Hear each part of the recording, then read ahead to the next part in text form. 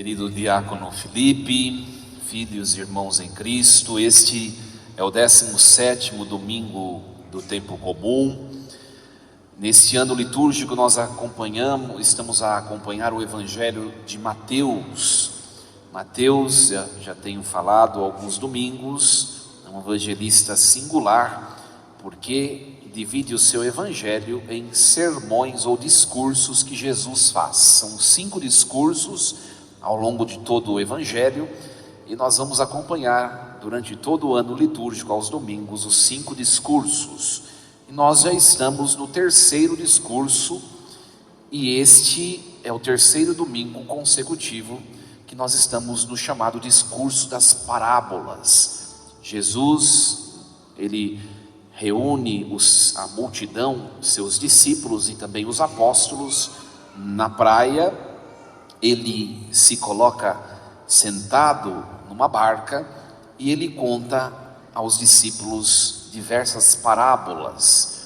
2 domingos atrás ouvimos as primeiras, a primeira parábola foi a parábola da semente que é jogada nos terrenos de maneira indiscriminada. Cada terreno produz fruto ou não. Na semana passada ouvimos mais três parábolas, é o capítulo 13 de Mateus, a parábola do joio e do trigo, a parábola da semente de mostarda pequenina e também a parábola do fermento que é colocado em 3 porções para fazer a massa. E hoje Jesus conta mais 3 parábolas, só que tem um detalhezinho que é omitido na liturgia. A liturgia omite esses versículos, tá?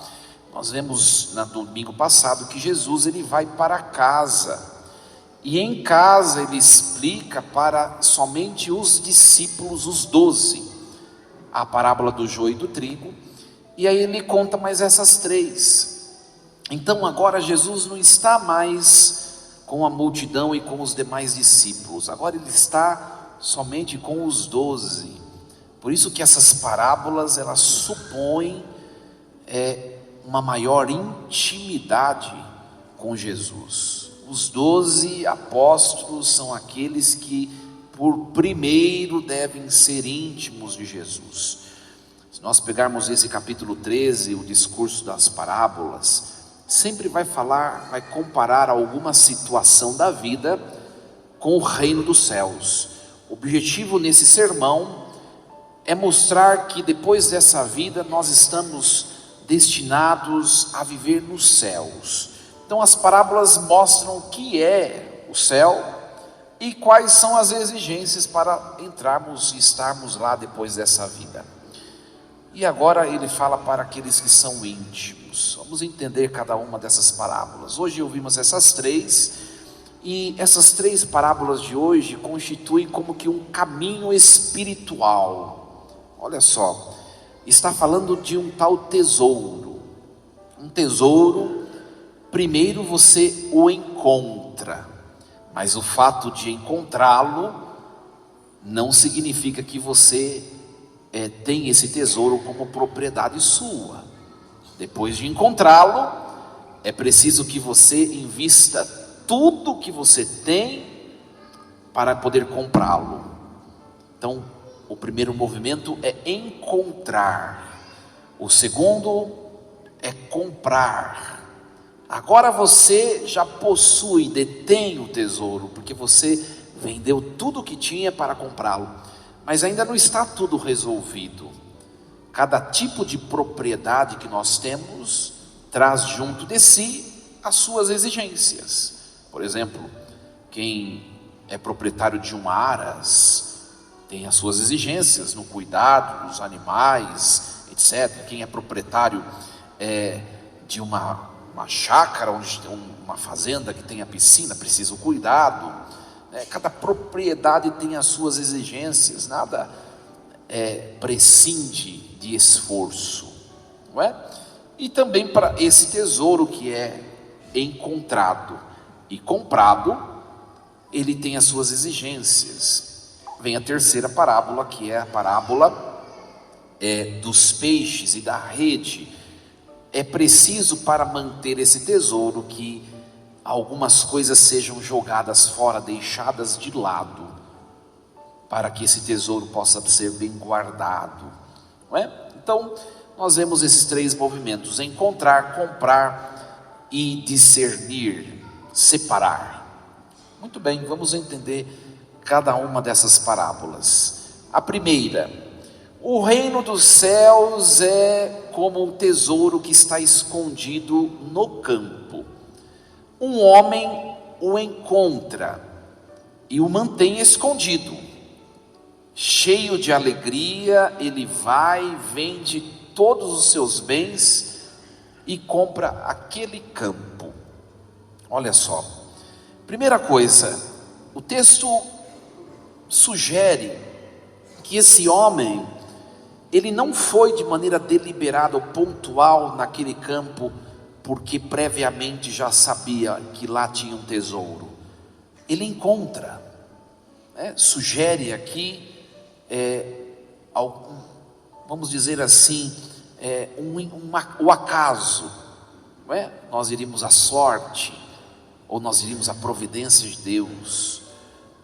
O tesouro não estava na praia, no shopping, não é? Nas viagens, estava num campo escondido. A tradição da igreja interpreta um campo como a igreja, a imagem da igreja. O campo é onde estava depositado esse tesouro. Esse tesouro é a palavra, são os sacramentos, é a doutrina, é o próprio Deus que se esconde no campo, não é? Olha só, Deus, minha gente, Ele escolheu cultivar um encontro com o ser humano por meio desse campo que é a igreja, não é? Diferentemente dos anjos, né? Quando estudamos angiologia, nós dizemos que os anjos, eles têm o que chamamos de intuição pura ou intelecção pura, naquilo que é a sua capacidade de possuir a Deus. Quando eles são criados, eles já possuem a Deus na sua totalidade. O homem não. Deus escolheu o homem numa dinâmica de encontro e de crescimento, de conhecimento e também de amizade. Ao longo de toda a nossa vida, nós deveremos caminhar e cultivar esse encontro, porque Deus vai sendo encontrado gradualmente. Não é bem verdade que nós temos, sobretudo quem tem longos anos de igreja, cada vez que escuta uma palavra, às vezes já escutou tantas vezes, mas parece que algo foi entregue a mais do que quando eu escutei a última vez. É assim que Deus se revela para o ser humano.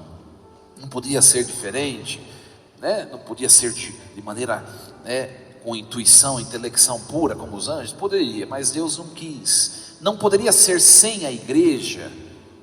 Por que ele se esconde dentro do campo, ou seja, na igreja, de tal modo que para ser encontrado é preciso que esse homem não compre só o tesouro, mas compre também o campo. Se ele não comprar o campo, ele não vai possuir o que está escondido dentro, não é? Aí a gente pensa um pouco às vezes tem gente que não quer muito compromisso com Deus, e muito menos com a igreja, e diz assim, porque até foi criado numa tradição cristã, não é? E diz assim, eu não vou na igreja, não, esse negócio de padre, de batina, de não sei o que, eu rezo em casa, né? Eu tenho minha espiritualidade. Deus que é o grandioso, Ele escolheu pedagogicamente ser encontrado por meio no campo, e o bonitão está dizendo que pode encontrá-lo sem o campo. Acho que Deus errou e a pessoa está certa, né? É um extremo da presunção. Por isso que o Concílio Vaticano II vai dizer que a igreja, ela não é o tesouro. A igreja, ela é detentora, ela comporta o tesouro. Por isso o concílio, no documento Lumen Gentium do Concílio Vaticano II, vai dizer assim: a igreja, ela é sacramento de salvação, ela não é a salvação, ela é sinal, não é? Mas mesmo sendo apenas sinal, ela é necessária para a salvação, porque ninguém vai possuir o tesouro sem cultivar o campo onde o tesouro está escondido. Então, minha gente, não é? Quando nós congregamos a igreja, essa família da qual nós somos parte, nós precisamos entender que não é uma instituição que está para além de mim. Eu sou parte intrínseca dessa grande instituição, não somente social e civil, mas espiritual. Eu sou parte, né? Ou seja, quando eu de fato não estou todo inteiro nessa grande família, algo está faltando, algo está carecendo, né? Olha, então o tesouro está escondido nesse campo, eu preciso para comprá-lo, eu preciso comprar o campo. E aí vem o que esse homem faz, ele vende todos os bens cheio de alegria. Olha só, às vezes passa despercebida essa expressão, cheio de alegria, mas é extremamente importante essa expressão. Ele não vende tudo, né, de qualquer maneira. Ele está cheio de entusiasmo, ele está cheio de euforia, cheio de alegria, porque ele encontrou o tesouro, e para conquistar o tesouro ele tem que comprar o campo. Ele vende tudo. Olha, esse homem certamente tinha coisas que ele amava, que ele gostava, pelas quais ele tinha apreço, mas tudo ele se desfez, porque o tesouro que está no campo é mais importante. Então eu quero o campo para mim. Uma pergunta que essa parábola já nos deixa: que local na nossa existência ocupa a igreja? Como eu concebo a igreja na minha vida? Como algo externo, um atributo, um título social, de modo que eu me coloco em determinada categoria de estatística do IBGE, ou de fato é algo íntimo, profundo, que eu amo? Outra pergunta: nas nossas liturgias, quais têm sido as nossas motivações para nos dirigir ao campo, onde no campo eu vou encontrar o tesouro que é Jesus?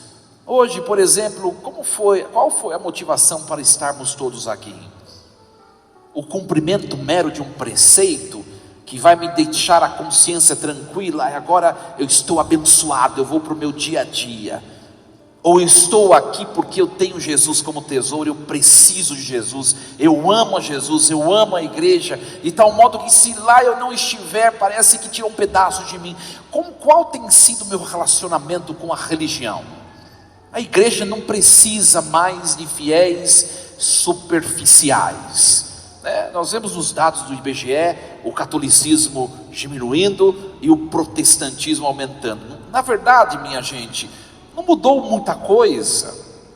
Sabe por quê? O que mudou foram que as pessoas que não amavam a igreja e se diziam católica, hoje já dizem que não são. É isso que mudou. E onde nós estamos nisso? Não está mais para viver uma religião, simplesmente superficial e social. Nós precisamos amar a igreja na qual nós congregamos. Ele vende tudo cheio de alegria, com muita alegria, ele vende tudo.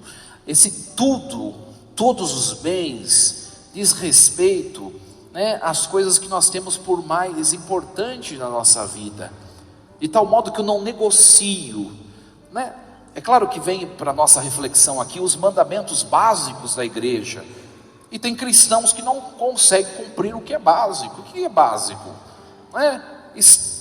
Estar na igreja pelo menos uma vez por semana, aos domingos, entregar um pedaço do que eu recebo, porque é dom de Deus e pertence a Deus, que é o dízimo, se confessar pelo menos uma vez por ano. Ora, mas se isso é tão custoso, quer dizer que Jesus Cristo não tem sido meu tesouro, a minha prioridade. Não é? Para nossa reflexão isso. Depois, nós vemos a figura do campo, esse campo não é igual à sua fazenda de milhões de hectares. Esse campo é um campo rústico, é um campo irregular, é um campo acidentado, que precisa ser cavado, que precisa ser trabalhado, mas o tesouro está lá. A beleza da igreja não está nos seus ministros, porque os ministros, eles escorregam, eles caem, eles fracassam. Quem deixa a igreja católica porque um padre publicamente cometeu um pecado grave, é porque não estava com os olhos no tesouro, mas na casca, na terra que cobre o tesouro. Quem deixa a igreja, aí não vou mais à minha paróquia porque a missa demora 20 minutos a mais. Você está com os olhos na casca, né? Na terra. A terra muda, ela se transforma, né? Padres vêm, padres vão embora, os papas, né? Um papa morre, outro vem, e tudo está continuando, porque Cristo é o tesouro que sustenta. Não é?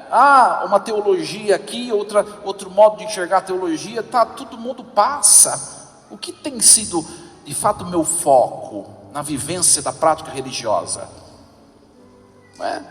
Amor ao campo é necessário para que eu consiga vender tudo para possuí-lo, senão não vai acontecer. Não vai acontecer.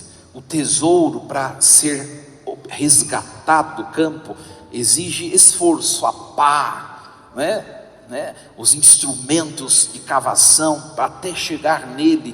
Tudo isso quer dizer os esforços de viver a prática religiosa, né? Quem está inserido nas pastorais sabe muito bem do que eu estou falando, né?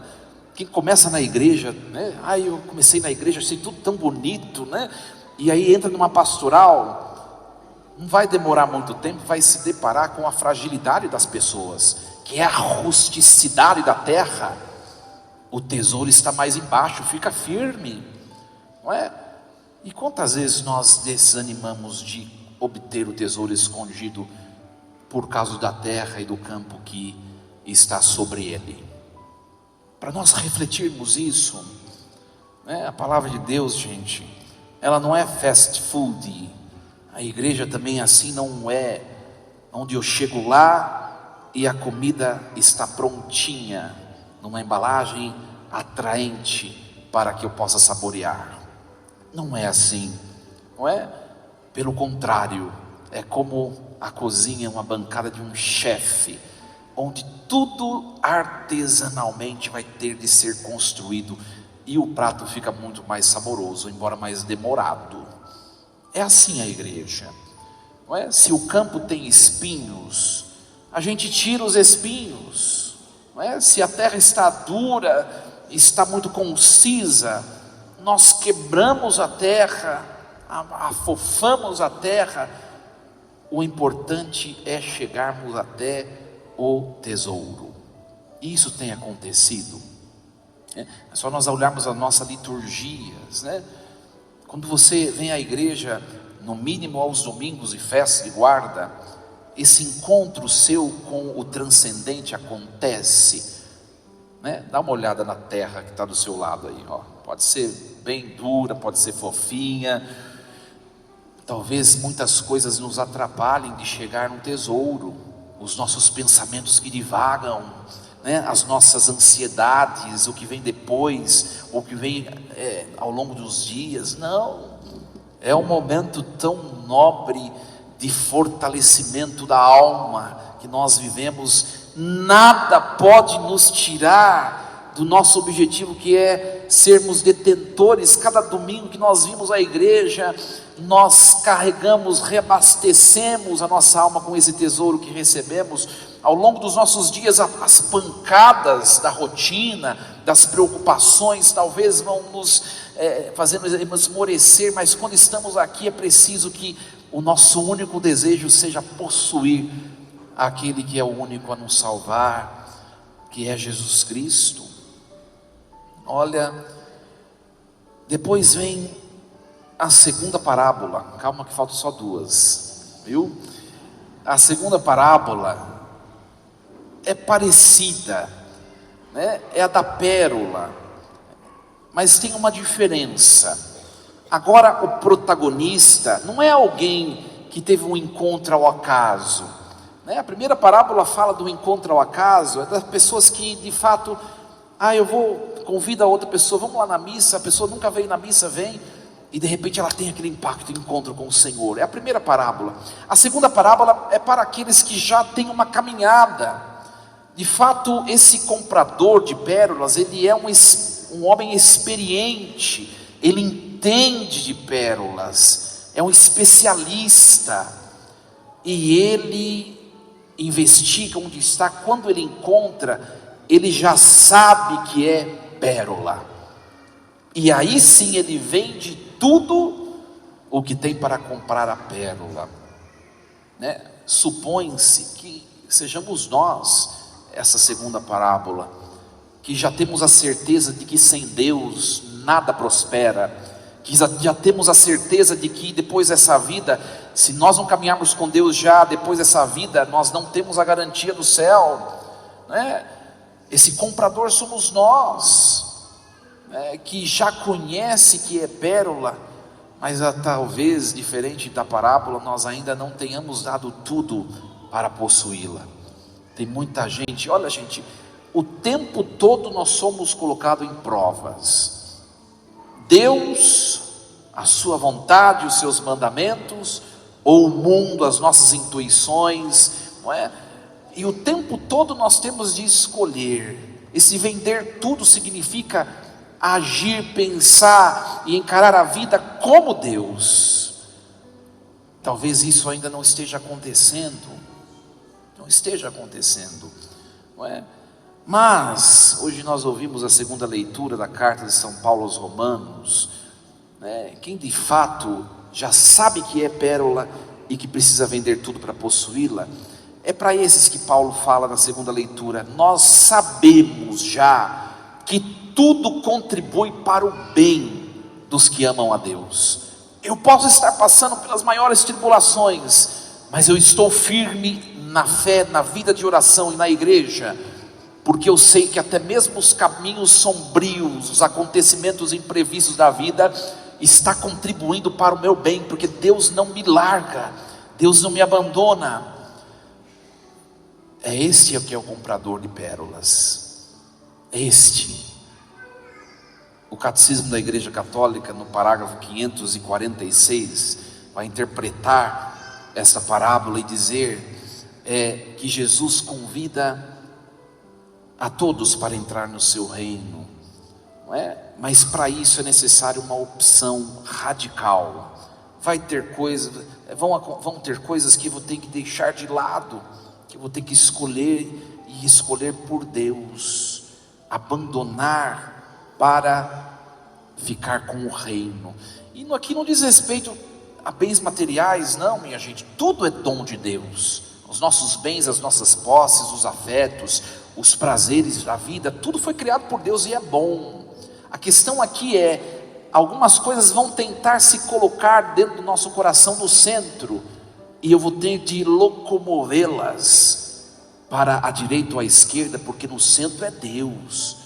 O dinheiro é bom, é ótimo, faz muito bem, mas ele pode tentar ocupar o lugar de Deus, e de maneira concreta ele pode tirar, o lugar de Deus. Os afetos e tantas outras coisas, tudo é um bem, mas não pode ocupar o trono do nosso coração. E aí está a radicalidade do Evangelho, o meu jeito de viver, o meu jeito de ser. Eu preciso perceber se de fato tem coisas que eu preciso deixar de lado para viver o reino desde já, E aí vem a terceira parábola de hoje, que é a parábola da rede e dos peixes. Olha só, agora acabou a poesia, agora vem a rede. A rede de arrasto não seleciona, ela pega tudo que está por cima dela. Quando joga a rede, ela arrasta tudo. O que quer dizer isso, uma rede pega peixe bom, pega peixe estragado, pega sapato velho, pneu de caminhão, tudo. O que você e eu, nós somos? porque na rede nós já estamos. A rede é a igreja também. Assim como na primeira parábola a imagem da igreja é o campo, na terceira a imagem da igreja é a rede, que as portas se abrem para quem quiser. Mas o que nós somos nessa rede, né? E Jesus é honesto nessa parábola.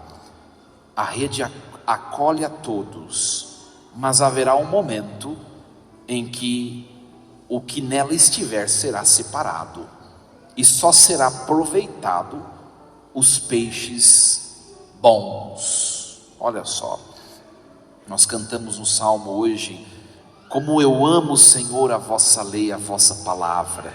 E é de verdade a palavra de Deus, a revelação, que vai nos dizer se nós temos sido peixes bons ou peixes maus, né? Aí eu acho que todo mundo vai dizer: eu sou ótimo, né?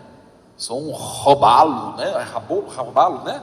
Robalo, bem gostoso, um salmão bem rosinha, né? Aí você vira para quem está do lado: é um bagre esse, né? Escorrega de todos os lados, né? Às vezes nós temos uma autoimagem, nós cultivamos, e nós não somos aquilo que nós pensamos saber. São as pessoas que convivem conosco que podem com propriedade dizê-lo. Por isso que é bom sempre, né, escutar o que é de crítico, né, para refletirmos de fato, porque todos nós temos algo a melhorar. Todos nós. E é a palavra de Deus que é o nosso termômetro, o paradigma pelo qual nós vamos dizer, de fato, eu sou peixe agradável ou não diante de Deus, não é?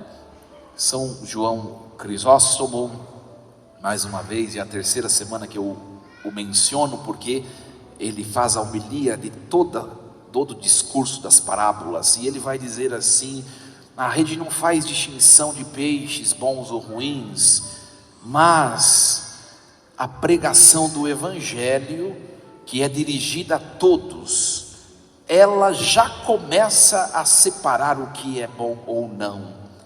E essa separação ela vai se tornar plena, diz São João Crisóstomo, no dia do juízo. Seja o juízo particular, que é a morte, ou seja no juízo final, com a consumação da história. Se o Senhor hoje bater a nossa porta, chegou o momento, né? Agora a rede vai ser puxada. Que peixe nós temos sido hoje? É para nossa reflexão, não é? Olha, essa parábola, ela é um susto para nós. Não causa um pouco de, assim, temor de Deus, né? Às vezes tem gente que está na igreja, né, e com o véu branco, né, parece cheio de santidade, mas nos seus relacionamentos, até mesmo na vida pastoral, dentro de casa, no casamento, deixa muito a desejar.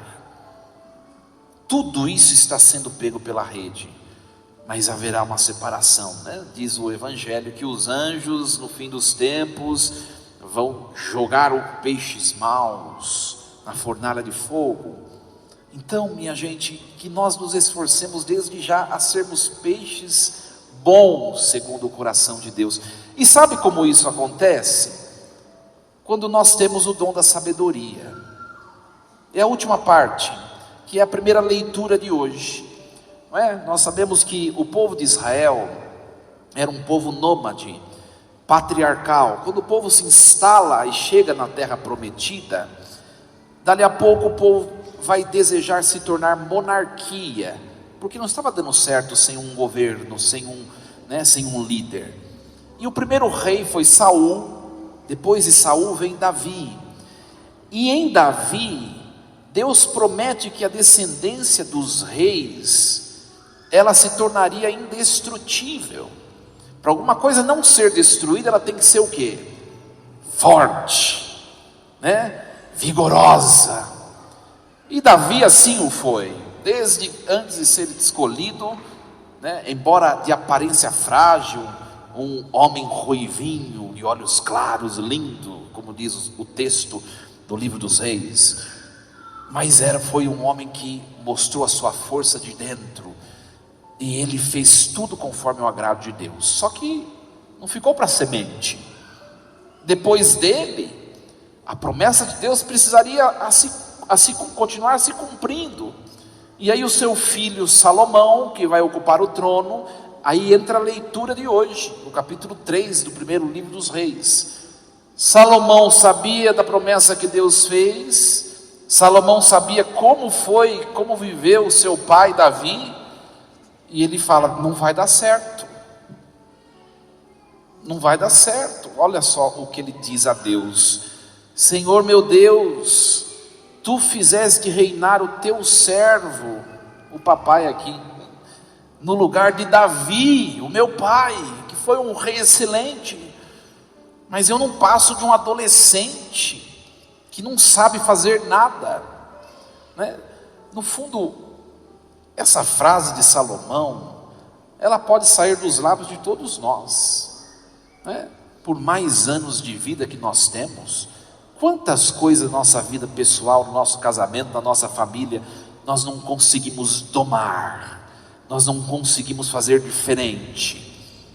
A fragilidade, a pequenez. Hoje Salomão somos nós. Senhor, né? Escolheste-me, eu que estou aqui na paróquia Bom Pastor hoje, mas eu não passo de um adolescente imprestável. Sou eu, é você. E aí ele reza, interessante que Salomão, ele reza, e ele diz assim: Senhor, olha esse povo, incontável, numeroso, não se pode calcular a quantidade, eu não sei o que eu vou fazer, mas me dê um coração compreensivo, que é capaz de governar, e de discernir entre o bem e o mal. Isso significa o quê? Sabedoria. Foi a única coisa que ele pediu. O que é a sabedoria? A sabedoria transforma um coração num coração compreensivo, ou seja, prudente nos juízos, não precipitado, não indevido, não inoportuno, mas cauteloso, que sabe esperar em Deus, que não faz barulho, que não, né? Isso significa esse coração compreensivo e capaz de discernir entre o bem e o mal, que antes de fazer as coisas de maneira atropelada, de falar as coisas, de intuir, de julgar, observa, espera em Deus, e quando se vê de fato em condições, faz discernimento entre o bem e o mal. Isso é ser sábio. E olha, falta muita sabedoria para nós, porque nós somos precipitados, julgamos e toma decisões e coisas, tudo sem Deus, não reza, e quebra a cabeça e não dá certo. Salomão não fez isso, ele pediu o dom da sabedoria, e Deus disse a ele que além de pedir a sabedoria, Deus daria tudo aquilo que ele deixou de pedir. Quantas coisas nós pedimos para Deus e não pedimos o simples dom de ser abençoado por Deus? É isso que deve ser o nosso desejo, e essa liturgia nos faz esses questionamentos. Que Deus nos ajude, e hoje peçamos ao Senhor: Senhor, me torne sábio. A sabedoria é a capacidade de enxergar os acontecimentos do mundo, da vida, da família, com o olhar de Deus. Essa pergunta: se Deus fosse você, diante do seu desafio, o que Deus faria? Não é? O que Deus faria? Isso é ter o dom de sabedoria. Peçamos a Ele nessa liturgia. Assim seja. Amém.